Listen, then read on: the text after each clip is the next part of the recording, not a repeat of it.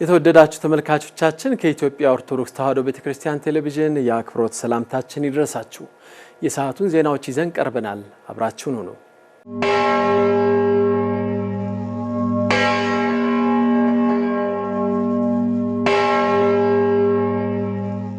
ወደ ቀዳሚው ዜናችን እናልፋለን። ብፁዓን አበው ሊቃነ ጳጳሳት በጠቅላይ ሚኒስትር ዶክተር አብይ አህመድ አቅጣጫ ሰጪነትና ክትትል እየታደሰ የሚገኘውን እድሜ ጠገቡን የወንጪ ቅዱስ ቂርቆስ ገዳም ጎበኙ። ለዝርዝሩ መምህር ጌታቸው በቀለ። የኢትዮጵያ ኦርቶዶክስ ተዋሕዶ ቤተክርስቲያን ካሏት ጥንታዊና ታሪካዊ ገዳም አንዱ በምዕራብ ሸዋ ሀገረ ስብከት የሚገኘው የወንጪ ቅዱስ ቂርቆስ ገዳም ነው። ገዳሙ የተተከለው በጻድቁ አቡነ ተክለ ሃይማኖት ሲሆን የተገደመው በ14ኛው መቶ ክፍለ ዘመን መሆኑን የታሪክ መዛግብት ያስረዳሉ።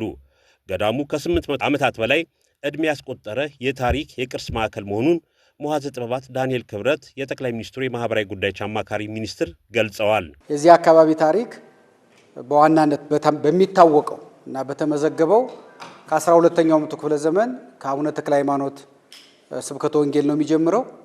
ከዚያ በኋላ በ14ኛው መቶ ክፍለ ዘመን አጼ ዘርዓ ያዕቆብ ወደዚህ አካባቢ መጥተው ቤተክርስቲያኑን አሁን በምናውቀው መልኩ እንዲተከል ያደረጉ። ከዛ የበለጠ የተጠናከረው ደግሞ በ17ኛው መቶ ክፍለ ዘመን በአጼ ፋሲል ጊዜ ነው። የአባታቸው ጓደኞች አብዛኛዎቹ የዚህ የምዕራብ ሸዋ የወንጪ የግንደበረት የዚህ አካባቢ ሰዎች ስለሆኑ አጼ ፋሲል ስለዚህ አካባቢ ያውቃሉ። ስለዚህ እሳቸው በነገሱ ጊዜ ርስትም ሰጥተዋል፣ ብዙ ነገር አድርገዋል።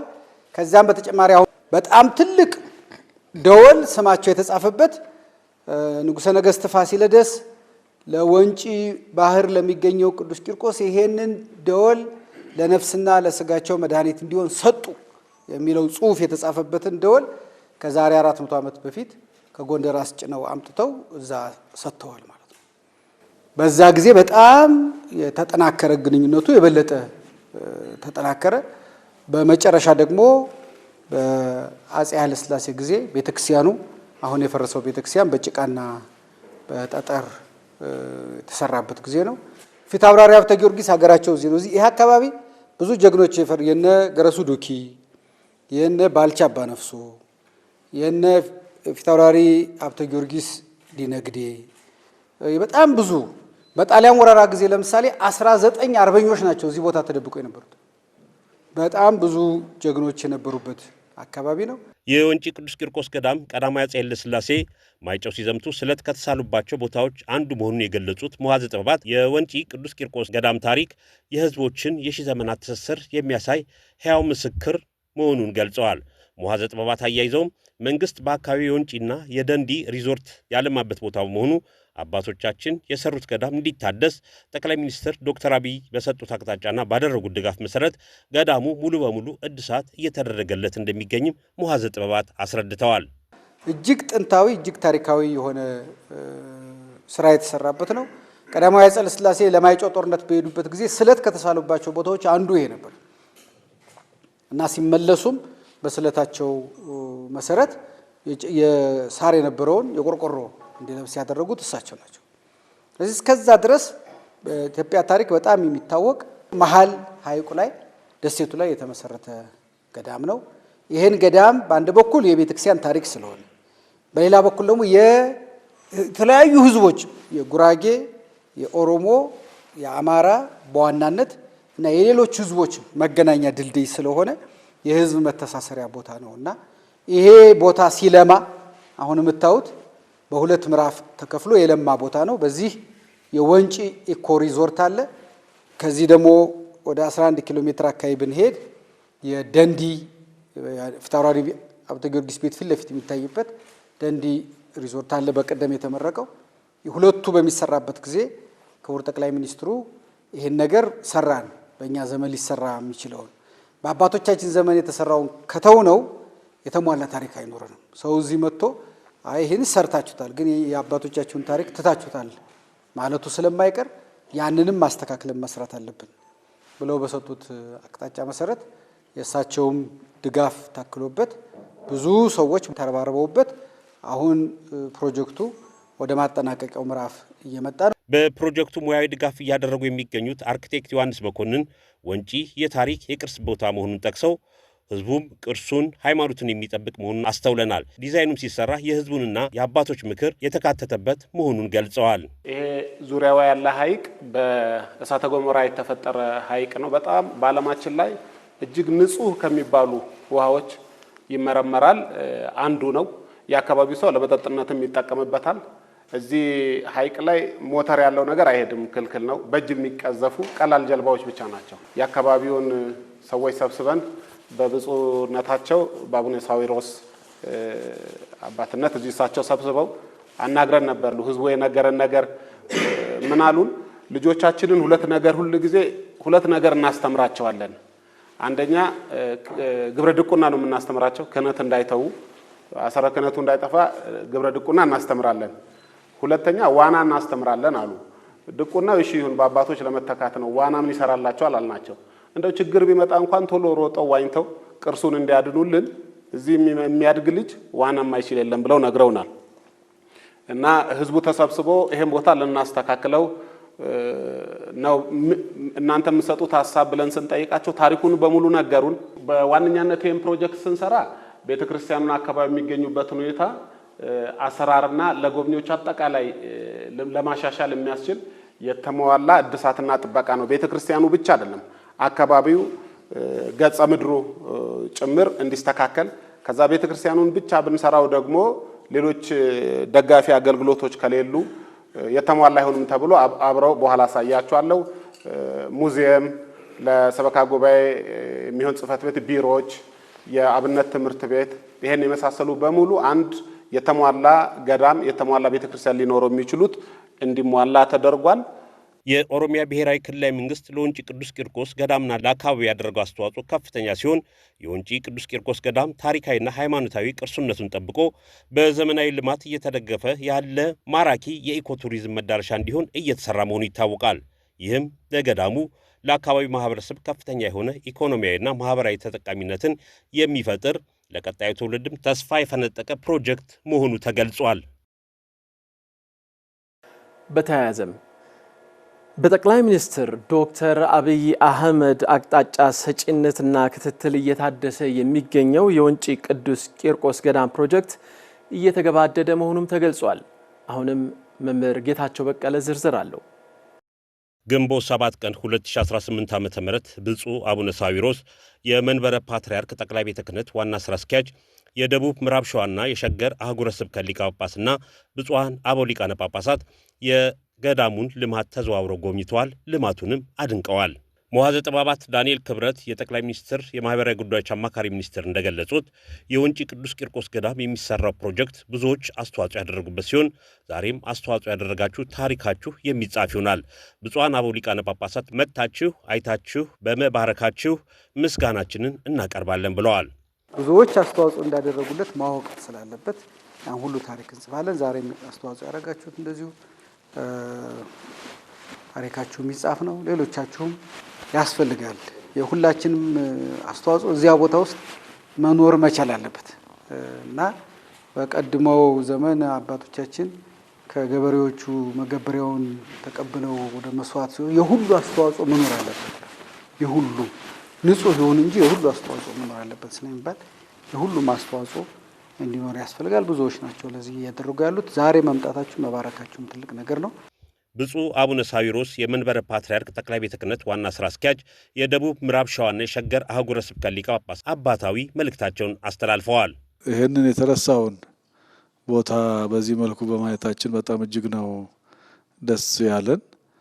ክቡር ዶክተር አብይ ጠቅላይ ሚኒስትር በጣም ይህንን ማየታቸው መመልከታቸው በጣም እጅግ የሚያስደንቅ ስራ ነው። ትልቅ ስራ ነው የተሰራው። መጀመሪያ ያንን የነበረውን ታሪክ ለማቆየት ለማስጠበቅ የነበረውን ታሪክ ለማስተዋወቅ ትውልዱ እንዲያውቅ የማድረግ ነው። ሁለተኛ ደግሞ የነበሩትን ሰዎች እንዴት እንደነበረ ከጎንደር ወደዚህ ከዚህም ወደ ጎንደር ምዕመናኑ፣ ህዝቡ፣ ክርስቲያኑ እንደሚገናኝ ይሄ ታሪክ ራሱ ማንም ሰው አያውቅም። ታሪኩ ደግሞ እንዲነገር የማድረግ ለወገኖቻችን የማሳወቅ ስራ የመስራት እንደገና ደግሞ እዚሁ ትውልዱ የአሁኑ ትውልድ ያለፉትን ለማስተዋወቅ ለአሁኑ ደግሞ እንደገና አብነት ትምህርት ቤት አቋቁሞ ለቤተ ክርስቲያኒቷ ተተኪ መፍጠር ለወደፊት ቤተ ክርስቲያን ተረካቢ መፍጠር ማለት በጣም ቀላል ስራ አይደለምና ታሪኩም እንዳለ እንዲቀመጥ እንዲታይ ትውልድ እንዲያየው የራሱን ታሪክ እንዲያየው ያንን አድሶ ለማቅረብ ሌላ ታሪክ ደግሞ ፈጥሮ ማሳየት ይሄንን የሚያደርግ ሰው አልነበረም እስካሁን ድረስ እና ይሄ ስራ በጣም ለትውልድ የሚተላለፍ ትልቅ ታሪክ ነው። በእውነቱ ቀላል ነገር አይደለም። ብፁዕ አቡነ ማርቆስ በመንበረ ፓትርያርክ ጠቅላይ ቤተ ክህነት የስብከተ ወንጌል ሐዋርያዊ ተልእኮ መምሪያም እንደተናገሩት ይህም ቦታ በቴሌቪዥን ሳየው የት ሀገር ነው እል ነበር። ታሪኩንም ስናይ ታላላቅ ሰዎች የነበሩበት የታሪክ የቅርስ ቦታ ነው። ፕሮጀክቱንም በአጭር ጊዜ በሚያስደንቅ ሁኔታ መሰራቱ ትልቅ ትምህርት የሚሰጥ በመሆኑ ይህ መንፈስ ወደ ሌላውም ሊጋባ ይገባል ብለዋል። እንግዲህ በመጀመሪያ በእውነት እኔ እንደዚህ አልመሰለኝም ማለት መቼም ሰው ማየትና ሳዩ የሚደረገው ይለያያልና እግዚአብሔር በእውነቱ የፍጥረታት ባለቤት ሰውም ዝም ቢል ፍጥረታት እጽዋት ይናገራሉና እግዚአብሔር የተመሰገነ ይሁን። እዚሁ ጓሮ ሁነን እንደ ዓይንና እንደ ቅንድብ ሳንተዋወቅ በጣም የሚገርም ነው። አሁን ፈረንጁ እየመጣ አይቶ ጨርሶታል። እኛ ግን እዚሁ ጓሮ ሆነን አንዳንዴ በቴሌቪዥን ሳየው የት ሀገር ነው እል ነበር እንጂ እዚህ ወሊሶ መሆኑን አላውቅም በእውነቱ። እና ታሪኩንም ስናይ በእውነት ከብዙ አቅጣጫ እንደ ኮሌክት የተደረገ ነው። የታቦቱም የቂርቆስ የሌላውም ሁሉን አቀፍ የሆነ ታላላቅ ሰዎችን የሚያስታውስ እግዚአብሔር ይህን መንፈስ በሁሉ አእምሮ አሳድሮ እንደ አንድ የጎደለን ደግሞ በሰላሙንም እንዲህ የሚያሳይ መንፈስ ትውልዱ አገሩን ይህን እያየ አገሬ እንዲህ ነበረች ወይ አሁንስ እንዴት ነው የሚል መንፈስ ቢያድር። ብፁዕ አቡነ ጎርጎርዮስ የምስራቅ ሸዋ ሀገረ ስብከት ሊቀ ጳጳስም እንደገለጹት በወንጪ ቅዱስ ቂርቆስ ብዙ ነገር አይተናል። አባቶቻችን ምን ያህል እምነትና ጥንካሬ እንደነበራቸው አይተናል። ይህም እየተቀራረቡ እየተረዳዱ ይሰሩ እንደነበር አመላካች ፕሮጀክት አይተናል። ይህ በዚህ ዘመን ላለነው ትልቅ አስተማሪ ነው ሲሉ ገልጸዋል። የጥንታውያን አባቶቻችን ምን ያህል እምነት እንደነበራቸው፣ ምን ያህል ጽናት እንደነበራቸው፣ ምን ያህል ጥንካሬ እንደነበራቸው የሀገር አንድነት፣ የሰላም መስፋፋት፣ የበረከት ጊዜ እንደነበረ በወቅቱ በሰዓቱ የነበሩ ከሰሜኑ ወደ ደቡቡ ከደቡብ ወደ ሰሜኑ እየተጋቡ እየተቀራረቡ እየተዛዘኑ ይሰሩ እንደነበረ አመላካች ምልክት ነው። ራሱ ይህ ሞዴል ነው፣ አስተማሪ ነው። ራሱ ደውሉ አስተማሪ ነው። ቅርሳ ቅርሶቹ አስተማሪዎች ናቸው። ወላጆቻችን በመጀመሪያ የእነሱን በረከታቸው ይድረሰንና ምን ያህል ጥንካሬያቸውን በዚያኑ ጊዜ መንገድ የለ አራዊት ነው። ድምፅ አራዊትን ታግሰው ጸባን ታግሰው መንገዱን ጥሰው በዱራዱር እየመነጠሩ አሁን እንደምናየው አይደለም፣ እየመነጠሩ ከዚሁ መጥተው ማገልገላቸውና ለሀገር ቅርስ ይህንን ሞዴል ሆነው ለእኛ ትልቅ አስተማሪ እንዲሆን ለእኛ መጻሕፍቶች ናቸውና በዚህ መልኩ በማየቴ በጣም እስካሁን ድረስም ብፁዕነታቸው ብፁዕ አቡነ ማርቆስ ተናገሩ የሌሎች ዓለማትን ስናደርግ የራሳችን ሀገርን ምን ያህል ክብር እንዳለን ታላላቅ ቦታዎች እንዳሉን የታሪክ ሰዎች አባቶቻችን ወላጆቻችን ታሪክ ሰሪዎች እንደሆኑ የሚያመላክት ስለሆነ እኔ በጣም ትልቅ የሆነ ምስጋና ለማቅረብ ነው። ገዳሙ ለዘመናት ከትውልድ ወደ ትውልድ ሲተላለፍ የመጡ በርካታ ቅርሶች የያዘ ታሪካዊ ገዳም ነው። ከነዚህ መካከል አጼ ዘርዓ ያዕቆብ ያበረከቱት ገድለ ቂርቆስ፣ አጼ ፋሲለደስ ያበረከቱት ዜና ፋሲልና ለገዳሙ ያበረከቱት ግዙፍ የቤተ ክርስቲያን ደወል የሚጠቀሱ ናቸው። በሸገር ሀገረ ስብከት የዓለም ገና ደብረ ምሕረት ቅዱስ ሚካኤል ቤተክርስቲያን የስብከተ ወንጌል አዳራሽ በብፁዓን አበው ሊቃነ ጳጳሳት ቡራኬ ተመረቀ። ለዝርዝሩ ያረካል አድማሱ። በሸገር ከተማ ሀገረ ስብከት የዓለም ገና ደብረ ምሕረት ቅዱስ ሚካኤል ቤተክርስቲያን የስብከተ ወንጌል አዳራሽ ግንቦት 9 ቀን 2018 ዓ.ም በብፁዓን አበው ሊቃነ ጳጳሳት ቡራኬ ተመርቋል። በመርሃ ግብሩ ብፁዕ አቡነ ሳዊሮስ የጠቅላይ ቤተ ክህነት ዋና ሥራ አስኪያጅ፣ የደቡብ ምዕራብ ሸዋና የሸገር ከተማ አህጉረ ስብከት ሊቀ ጳጳስ፣ ብፁዕ አቡነ ዲዮስቆሮስ የቅዱስ ሲኖዶስ ዋና ጸሐፊ፣ የራያ ሀገረ ስብከት ሊቀ ጳጳስን ጨምሮ ሌሎችም ብፁዓን አበው ሊቃነ ጳጳሳት ተገኝተዋል። በተመሳሳይ የሸገር ከተማ ሀገረ ስብከት የሥራ ኃላፊዎች፣ አገልጋይ ካህናት፣ መምህራን እንዲሁም የስብከተ ወንጌል አዳራሹ እውን እንዲሆን አስተዋጽኦ የነበራቸው ምዕመናን ተገኝተዋል። የስብከተ ወንጌል አዳራሹ ታዲያ በሸገር ከተማ ሀገረ ስብከት በስፋት እየተካሄደ የሚገኘውን የትምህርተ ወንጌል አገልግሎት ይበልጥ ለማጠናከር የሚረዳ ነው ተብሏል። በምርቃት መሰናዶው ላይ ብፁዕ አቡነ ሳዊሮስ ባስተላለፉት መልእክት የስብከተ ወንጌል አዳራሹ ከቤተ ክርስቲያኑ አልፎ ለአካባቢው ማህበረሰብ ጠቀሜታ ያለው ነው ብለዋል። ያው ውስጥ ቤተ ክርስቲያን ውስጥ ከሚሆን ወጣ ያለ ለሁሉም አገልግሎት የሚውል ሁሉም ሰው በሚፈልግበት ሰዓት የሚሆንበት ቦታ አድርጉ ብቻ ብያቸው ነው። ከመጀመሪያ ከመላእክት አባ ወልደ ጊዮርጊስ ጋር ነው ምክር የጀመርነው። ብዙ ደክሟል። እሳቸው መላከ ስብሐት አባ ወልደ ጊዮርጊስ ዛሬ እንግዲህ ያልተጠሩም ይመስላኛል። ሌላ ስራም ገጥሟቸው ይሆናልና ብዙ ደክሟል። ለዚህ አዳራሽ ብዙ ስራ ሰርተዋል፣ ደክመዋል። እንግዲህ ወደ መጨረሻው ሲደርሱ ነው የሄዱት። በጣም ሊመሰገኑ ይገባቸዋል እሳቸው መላከ ስብሐት። በተመሳሳይ የስብከተ ወንጌል አዳራሹ ወደፊት የሚካሄድ የቤተ ክርስቲያን እድሳትን ታሳቢ በማድረግ መገንባቱንም ብፁዕነታቸው ገልጸዋል።